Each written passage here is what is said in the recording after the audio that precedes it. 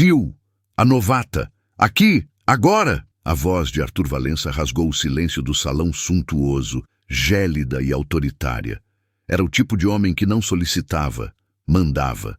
Um bilionário cuja influência se media pela quietude que sua presença impunha em qualquer lugar. Todos o reverenciavam, todos o serviam, sem questionar.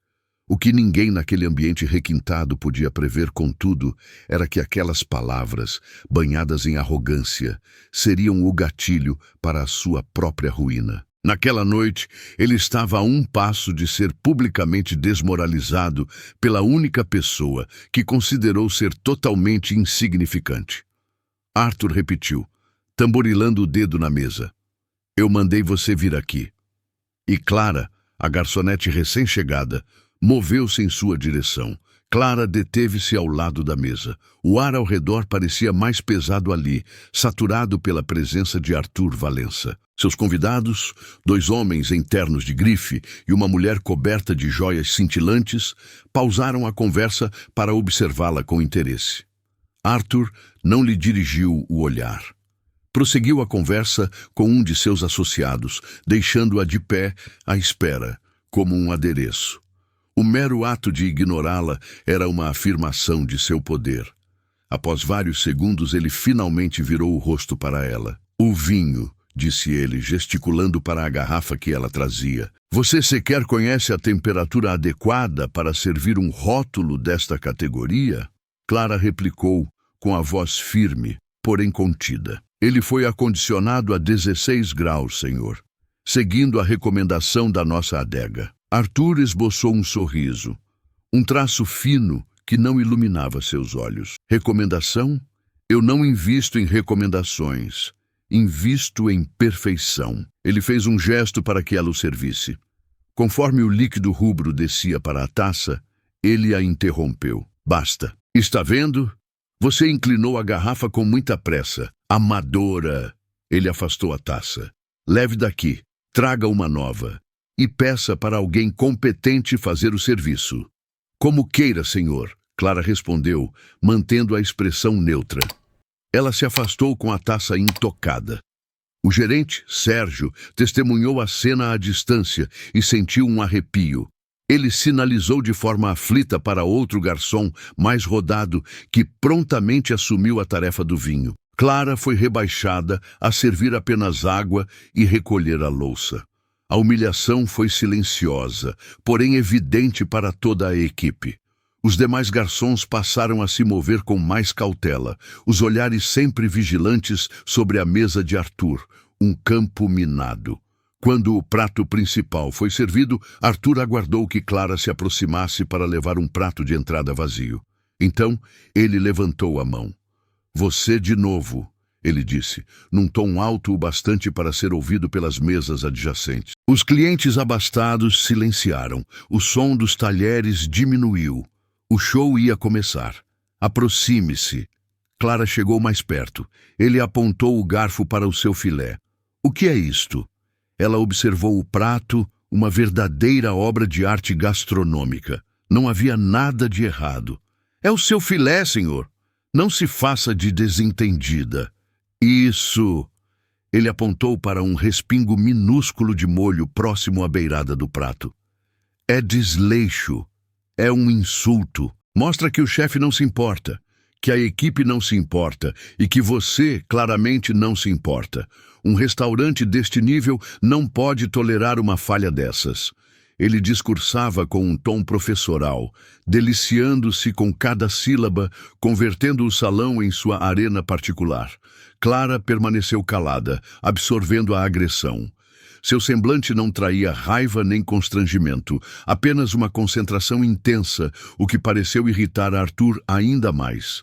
Ele precisava quebrar aquela compostura. Ao gesticular sobre a falta de cuidado do prato, seu braço se moveu de forma abrupta, sem querer, e o dorso de sua mão atingiu com força sua própria taça de vinho. O líquido tinto espirrou, manchando a toalha de linho e, principalmente, o avental e a camisa de um branco imaculado de Clara. Um suspiro geral ecoou pelo salão. A mancha escura se alastrou pelo tecido, uma marca de desonra. Arthur, olhou para o estrago e em seguida para Clara, fingindo espanto. Veja só o que você fez. Sua presença atrapalhada me fez derramar o vinho. Inacreditável. Ele apanhou um guardanapo de tecido da mesa e atirou-o ao chão, perto dos pés dela. Limpe. Já. O gerente Sérgio correu até a mesa, lívido. Senhor Valença, por favor, 1000 desculpas. Foi um acidente lamentável. Nós resolveremos tudo. Ele olhou para Clara, os olhos implorando para que ela acatasse a ordem. Mas Clara não se mexeu. Seus olhos estavam cravados em Arthur. Arthur soltou uma risada, um som baixo e perverso. Ele se voltou para seus convidados, que acompanhavam a cena com sorrisos sem graça. Estão vendo? É o que eu sempre digo sobre a incompetência. É uma epidemia. Ele tirou a carteira do paletó, jogando uma nota de R$ 100 sobre a mesa. Querem saber? Isso me deu uma ideia. Ele varreu o salão com o olhar, certificando-se de que era o centro das atenções. Eu faço uma aposta. Aposto R$ 10.000. Ele declarou, a voz ecoando no silêncio. Com quem quer que seja, que esta novata não estará mais empregada aqui ao final da noite. Os convidados riram, aceitando a aposta que já consideravam ganha. A humilhação pública estava consumada. Arthur Valença recostou-se na cadeira, triunfante, aguardando a reação de Clara. Ele antecipava lágrimas, um pedido de perdão, talvez uma súplica. Não obteve nada disso. Clara apenas o fitou por um instante, com um olhar que ele foi incapaz de decifrar. Em seguida, ela virou as costas, ignorando o guardanapo no chão, e se afastou da mesa, deixando para trás um bilionário satisfeito e um salão inteiro como testemunha de sua desgraça. Clara não foi para a cozinha. Ela cruzou o ambiente frenético de panelas, chamas e ordens, indo direto para o modesto vestiário dos funcionários. Sérgio, o gerente, a alcançou, segurando seu braço pouco antes de ela chegar à porta. A cólera em seus olhos era uma mistura de pânico e mágoa. Aonde você pensa que vai? Ele sibilou, a voz contida para que os cozinheiros não escutassem a discussão, embora todos já tivessem parado para espiar. Você faz ideia do que acabou de aprontar? Aquele homem é Arthur Valença. Ele é proprietário de metade dos imóveis desta avenida. Ele pode nos falir com um único telefonema. Clara olhou para a mão dele em seu braço e ele a largou, sem jeito. Ela não respondeu, apenas o encarou, em silêncio. Você está demitida, disse Sérgio, as palavras carregadas de uma urgência amarga. Eu não vou arriscar este lugar por causa da sua insolência. Você devia ter pedido desculpas, devia ter limpado, devia ter feito o que ele quisesse, mas você o enfrentou. A acusação era tão descabida que ficou suspensa no ar. Clara, a vítima, transformara-se na culpada. Ela não debateu, não tentou se justificar. Sabia que qualquer palavra seria em vão. O pavor que Arthur Valença inspirava já havia contaminado tudo naquele lugar. Ela apenas assentiu, uma única vez, de forma lenta e consciente. Sérgio pareceu desconcertado pela quietude dela. Pegue suas coisas e saia pelos fundos, agora. Não quero que mais nenhum cliente a veja. Clara se virou e entrou no vestiário. Trocou a camisa branca, agora marcada pela mancha escura de vinho, como um emblema de sua expulsão. Os outros funcionários que cruzavam o corredor desviavam o olhar. Ninguém lhe ofereceu uma palavra de consolo, nenhum gesto de solidariedade. O medo deles superava a compaixão. Ela estava completamente só. Segundos depois, a pesada porta de metal dos fundos se abriu e se fechou. Clara estava agora numa viela estreita e mal iluminada, com um cheiro de lixo e gordura pairando no ar. O som da festa sofisticada, das risadas e da música chegava a ela como um eco abafado e distante, vindo de um mundo ao qual ela não pertencia mais. Parada sob a luz fraca de uma lâmpada, ela se abraçou, não pelo frio, mas para conter a injustiça que ardia em seu peito. Essa cena da demissão te deixou com o coração na mão? Aquele sentimento de querer gritar contra o que é injusto, mas ter que se calar. Se você também percebeu a força silenciosa da Clara, escreva sim aqui nos comentários. Queremos saber quem já está na torcida por ela. Na viela fria, Clara fechou os olhos. A luz solitária da lâmpada, intensa e amarelada, a transportou para outra luz de um outro tempo.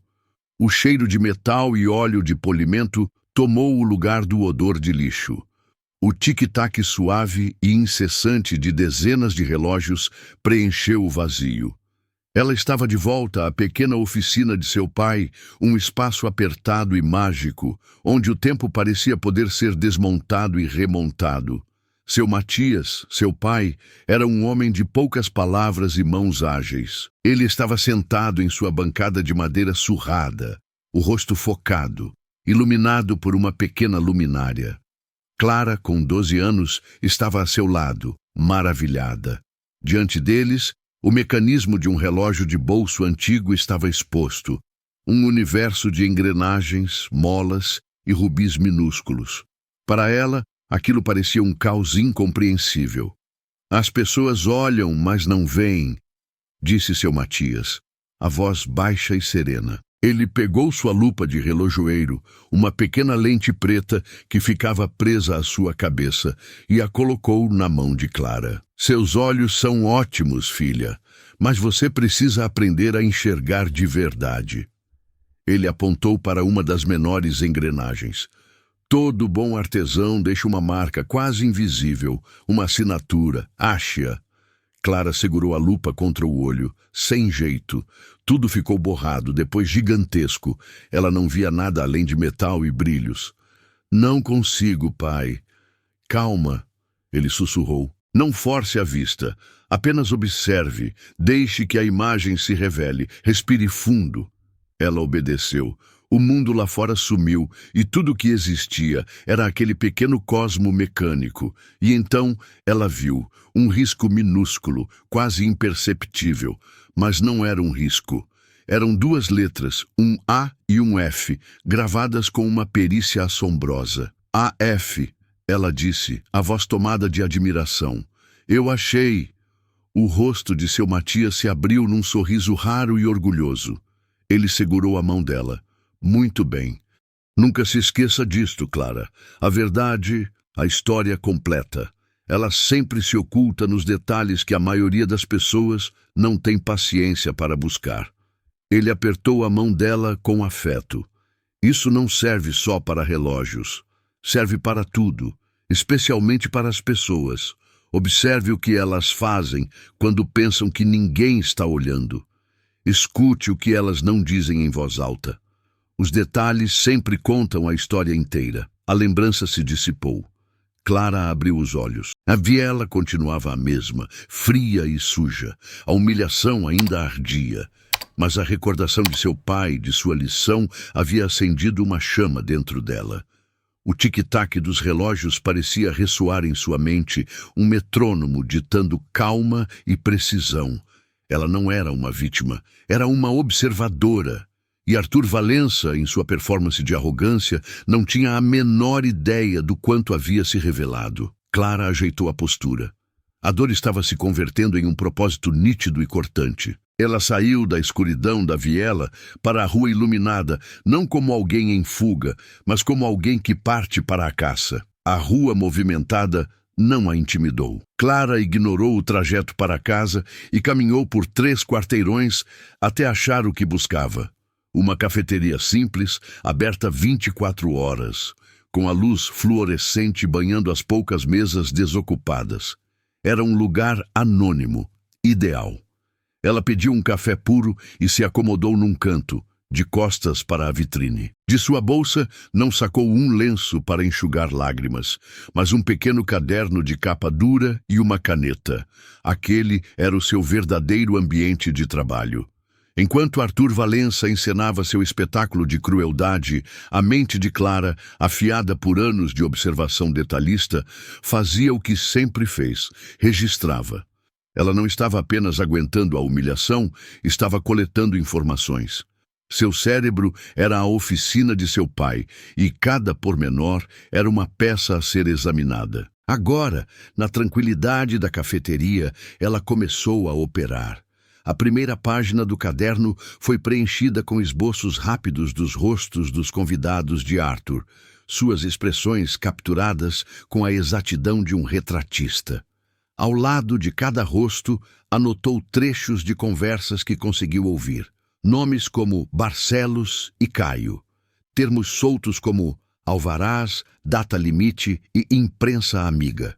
Em seguida, ela dedicou uma página inteira para desenhar a mesa vista de cima, como um mapa tático. Marcou a posição de cada pessoa, cada prato, cada taça e, o mais crucial, assinalou o local exato onde um dos convidados, Barcelos, havia deixado uma pasta de couro aberta por não mais que 5 segundos.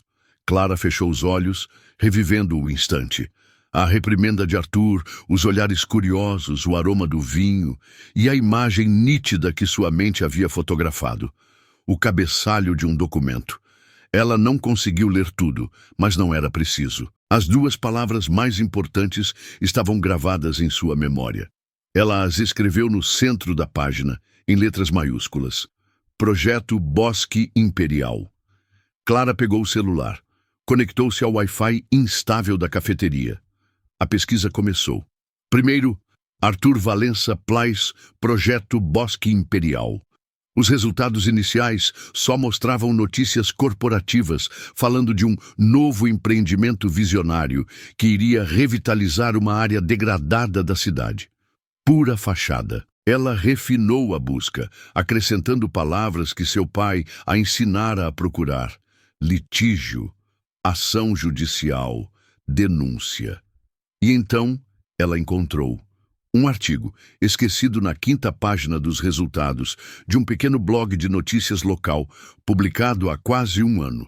A matéria discorria sobre a remoção controversa de dezenas de famílias de um bairro operário. Eles foram despejados, recebendo ofertas irrisórias por suas casas, coagidos por uma incorporadora de nome desconhecido para abrir espaço para um condomínio de alto padrão. O nome do projeto era Bosque Imperial. O artigo concluía informando que a empresa por trás de tudo era subsidiária de um conglomerado maior. Clara fez mais uma busca. 20 segundos depois, ela tinha a confirmação. O dono do conglomerado era Arthur Valença. A história estava ali. Uma injustiça muito maior do que um avental manchado de vinho. A cena corta abruptamente. Estamos numa cobertura de luxo, com vista para a cidade iluminada. Arthur Valença gargalhava, com um copo de uísque na mão. Barcelos, seu convidado, brindou com ele.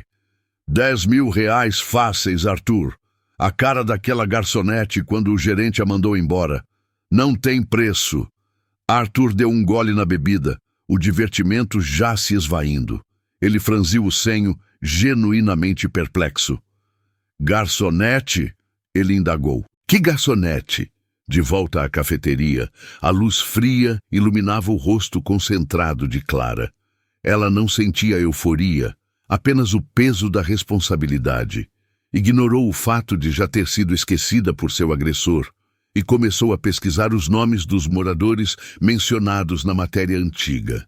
A aposta de 10.000 reais já não significava nada.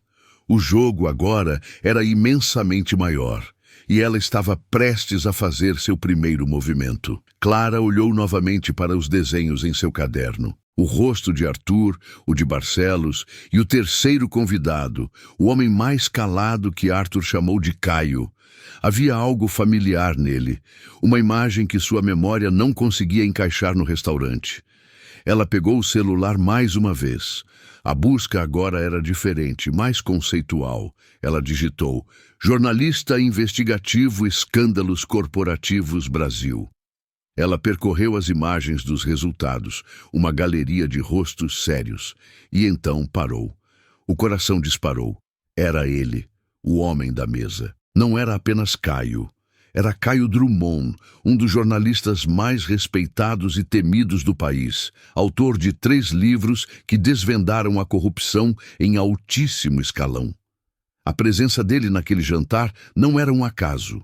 Drummond estava no encalço de uma história, e Arthur Valença, cego por sua própria arrogância, o havia convidado para sua mesa, sem saber que estava alimentando um predador. Clara acabara de encontrar sua arma. Ela não hesitou. Encontrou o site profissional de Drummond, que tinha um e-mail para denúncias seguras. A mensagem que ela redigiu não era um desabafo emocional de uma garçonete demitida. Era um dossiê, frio, preciso e detalhado, como seu pai a ensinou. O assunto era direto. Fonte primária, jantar de Arthur Valença no restaurante Mirante. No corpo do e-mail, ela se apresentou como uma observadora presente na noite de ontem. Listou os nomes, as palavras-chave que ouviu e, o mais importante, descreveu a pasta de couro e o documento com o título Projeto Bosque Imperial. Ela incluiu um link para o artigo antigo do blog sobre as famílias despejadas.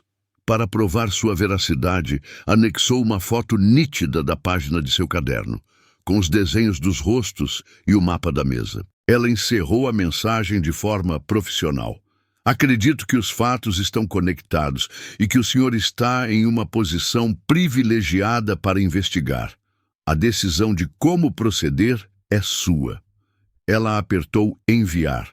A cena muda para um escritório em casa, tarde da noite. Caio Drummond olhava para uma parede coberta de fotos e anotações, todas ligadas a um nome no centro: Arthur Valença. Seu trabalho de meses estava estagnado, um labirinto de empresas de fachada e pistas falsas. Seu celular apitou com a notificação do e-mail.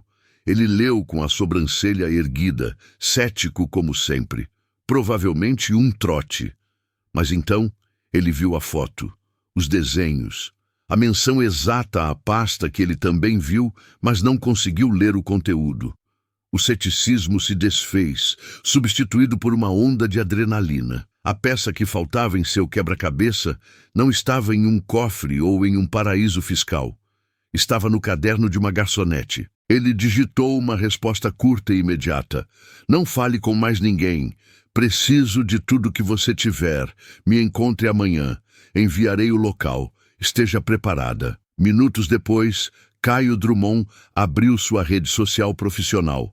Uma página seguida por dezenas de milhares de jornalistas, advogados e executivos. Ele escreveu um único post, enigmático e poderoso. Os impérios mais arrogantes costumam ruir pelos detalhes que seus donos desprezam. E às vezes, a fonte mais poderosa é aquela que todos veem, mas ninguém enxerga. O post viralizou. Em menos de uma hora, o mercado financeiro e a imprensa começaram a entrar em polvorosa. De quem Drummond estava falando? Qual império estava prestes a desmoronar? O nome de Arthur Valença surgiu em conversas sigilosas. Seu poder, antes absoluto e inquestionável, agora era alvo de curiosidade e desconfiança. A primeira fissura em sua fortaleza havia sido exposta para todos. No dia seguinte, o salão de festas de um dos hotéis mais luxuosos da cidade estava lotado. O evento era a consagração de Arthur Valença. Câmeras de todas as grandes emissoras, dezenas de jornalistas, investidores com seus ternos impecáveis e políticos da prefeitura se reuniram para o anúncio de seu mais novo e ousado projeto imobiliário. No palco, diante de um painel gigante com seu sobrenome em letras douradas, Arthur estava em seu habitat natural. Ele discursava sobre visão, sobre o futuro, sobre a ética nos negócios que, segundo ele, era o alicerce de seu império. Ele era o senhor do universo, distribuindo sorrisos e promessas de prosperidade, completamente inconsciente do abismo a seus pés. Quando ele abriu para perguntas, as mãos se levantaram em uma onda. Sua assessora de imprensa escolhia a dedo os jornalistas parceiros. Mas uma voz calma, amplificada por um microfone que ele mesmo trouxera, se impôs sobre as outras. Senhor Valença, Caio Drummond, gostaria de fazer uma pergunta. O salão silenciou. Todos conheciam Drummond. Arthur abriu um sorriso de predador. Derrotar Drummond em público seria o ápice de seu dia. Caio, que surpresa indesejada, disse ele, provocando risos nervosos na plateia. Diga, qual teoria da conspiração você nos trouxe hoje? Caio Drummond não se abalou.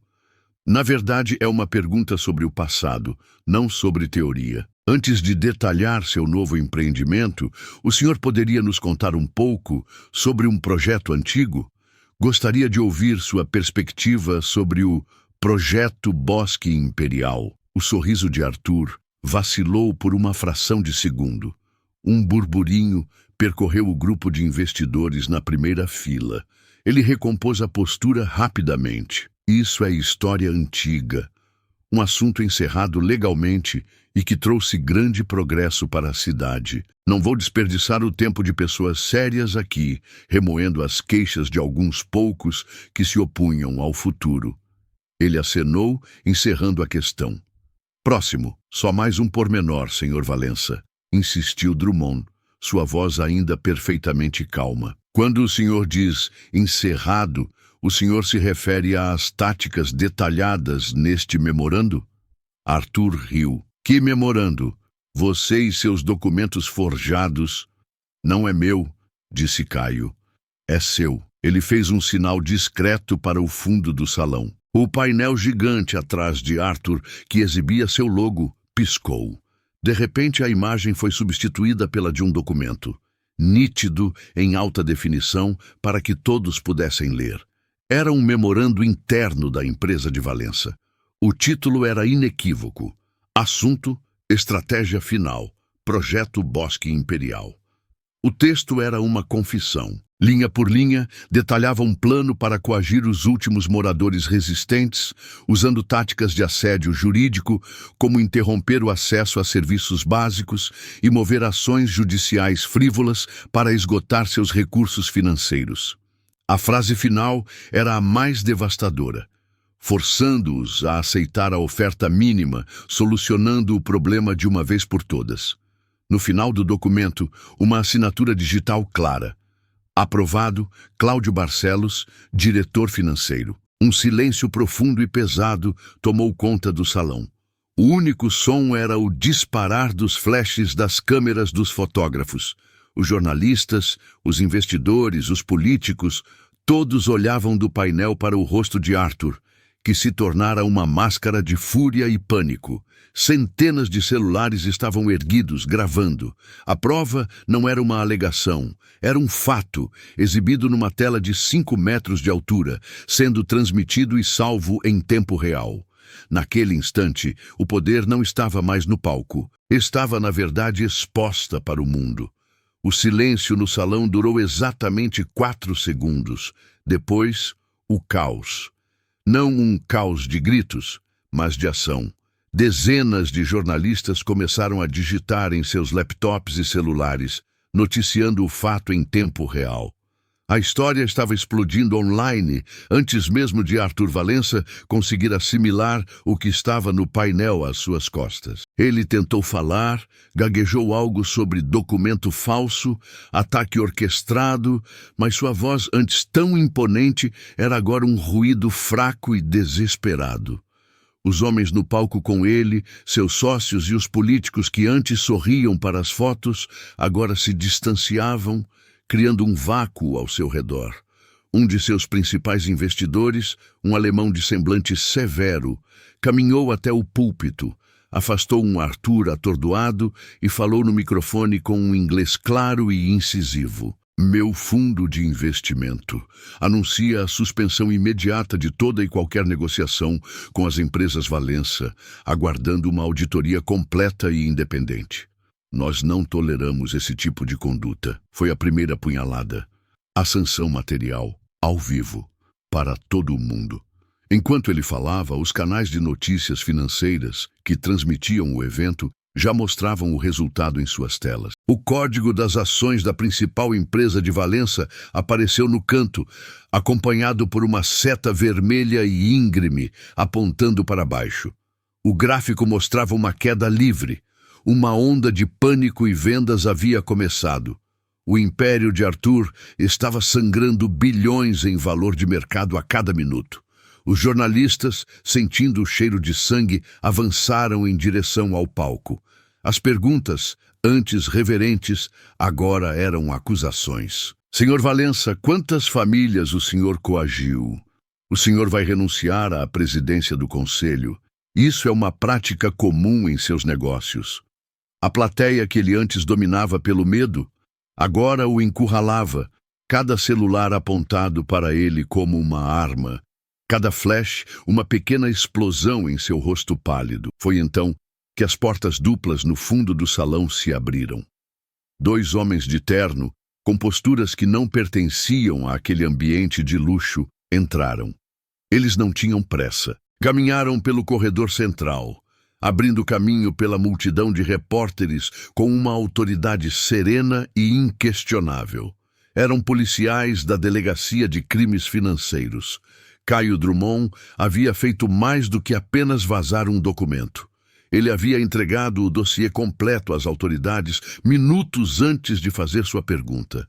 Eles subiram os degraus do palco. Um dos agentes se aproximou de Arthur, que os olhava com olhos vazios, a arrogância finalmente estilhaçada. O policial falou em voz baixa, mas firme o suficiente para o microfone do púlpito captar. Senhor Arthur Valença, gostaríamos que o senhor nos acompanhasse para prestar alguns esclarecimentos. Não era uma prisão com algemas, era algo pior, uma humilhação pública e oficial. Ele estava sendo retirado de seu próprio palco, escoltado como um criminoso. Enquanto o guiavam para fora, passando pelos rostos chocados de seus ex-aliados, a ironia final pairava no ar. Na noite anterior, ele havia apostado R$10.000 na ruína de uma garçonete. Agora, em menos de 15 minutos, ele havia perdido seus sócios, seu projeto, sua reputação e uma fortuna incalculável. Ele perdeu o jogo que nem sabia que estava disputando. Os flashes das câmeras o seguiram até a porta, não como um bilionário poderoso, mas como o protagonista de um escândalo que definiria o resto de sua vida.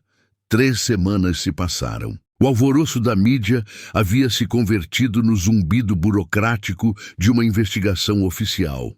Clara saía de um prédio cinzento do governo, onde passou as últimas 2 horas prestando seu depoimento formal. Ela não era mais uma garçonete anônima, era a testemunha-chave no caso que monopolizava o noticiário. O sol do fim de tarde projetava longas sombras na esplanada de concreto. Sentado em um banco de pedra, sozinho, estava Arthur Valença. Ele não parecia um titã derrotado. Parecia apenas um homem. O terno ainda era de grife, mas estava amarrotado. Os ombros, antes tão retos e imponentes, estavam caídos. Havia olheiras profundas sob seus olhos. Ele olhava para o vazio, aguardando seu batalhão de advogados terminar mais uma reunião. Quando Clara desceu os últimos degraus, os olhos dele a encontraram por acaso. A confusão em seu rosto lentamente deu lugar ao reconhecimento. Clara teria seguido seu caminho, mas a voz dele a deteve. Não era mais uma ordem, era um som rouco, quase um murmúrio. A garçonete. Ela parou e se virou para ele, mantendo uma distância segura. Não havia medo em seus olhos, nem satisfação na vitória. Havia apenas uma calma inabalável. Ele a encarou por um longo tempo, não com raiva, mas com uma espécie de assombro resignado. Eu tinha inimigos, ele disse, mais para si mesmo do que para ela. Concorrentes, sócios desleais. Eu monitorava todos eles, todos os dias. Eu tinha um plano para cada um. Ele balançou a cabeça incrédulo. Mas você, eu nem sequer reparei no seu rosto. Eu não sabia que você existia. Ele finalmente a olhou nos olhos, a pergunta que o atormentava escapando de seus lábios. Como? A pergunta não era sobre o método, mas sobre a existência dela, sobre como algo que ele julgava ser ninguém pôde destruir tudo. Clara respirou fundo. A resposta não veio do ódio ou do desejo de vingança, mas da pequena oficina de relógios de seu pai. O senhor olhou, mas não enxergou, disse ela, a voz suave, porém nítida. O Senhor me viu como um objeto, uma função, não como uma pessoa. Ela fez uma pausa, dando peso às suas palavras. A verdade sempre se esconde nos detalhes que as pessoas poderosas consideram insignificantes. Ela não precisava dizer mais nada. Aquela era a sentença final, a lição que resumia toda a sua queda. Clara deu um leve aceno de cabeça, um gesto não de adeus, mas de conclusão. Então, virou-se e foi embora, sua silhueta se distanciando contra o sol poente. Arthur Valença não respondeu. Apenas ficou ali, sentado no banco, observando-a desaparecer. Pela primeira vez na vida, ele compreendia o que era ser verdadeiramente pequeno. 1 ano depois, a luz que entra pela vitrine é branda, iluminando partículas de poeira que dançam no ar. O ambiente não tem cheiro de comida sofisticada ou de desinfetante de fórum, mas de madeira antiga, tinta a óleo e verniz. Estamos no Atelier Pormenor, uma pequena e charmosa oficina de restauração de arte. Atrás de uma grande bancada de trabalho, Clara, vestida com um avental de artesã, examina a delicada asa de uma escultura de anjo com uma concentração serena. Ela não é mais uma garçonete, é a dona do negócio. Em um canto, uma pequena televisão está ligada num canal de notícias, com o volume baixo. A voz do âncora quebra o silêncio do ateliê. A Paz e o empresário Arthur Valença foi sentenciado hoje a 12 anos de reclusão por fraude e formação de quadrilha. O tribunal determinou que uma parte significativa de seus bens, bloqueados desde o início do escândalo, será usada para criar um fundo de compensação para as famílias originalmente despejadas pelo projeto Bosque Imperial. Clara escuta a notícia, mas não reage. A justiça era o desfecho esperado, não um motivo para celebração. O trabalho dela já havia terminado. Seu olhar se desvia da escultura e pousa em um objeto que repousa sobre sua mesa, dentro de uma pequena cúpula de vidro. Não é uma obra de arte valiosa, mas é seu maior tesouro, a antiga e surrada lupa de relojoeiro de seu pai. O símbolo de tudo. A ferramenta que a ensinou a ver o que ninguém mais enxergava. Ela toca suavemente o vidro, um pequeno sorriso se formando em seus lábios. Ela não derrubou um império por vingança, mas sim construiu sua própria vida sobre o alicerce de um princípio, o de que o verdadeiro valor e a verdade estão sempre nos detalhes. Se essa jornada sobre a força da dignidade e da inteligência te inspirou, deixe o seu like para mostrar que você apoia histórias como esta. Nós lemos os comentários para saber o que vocês sentiram. Então conte pra gente de qual cidade do Brasil ou do mundo você está assistindo. E se você acredita que os quietos e observadores podem sim virar o jogo, inscreva-se no canal para não perder nenhuma de nossas batalhas.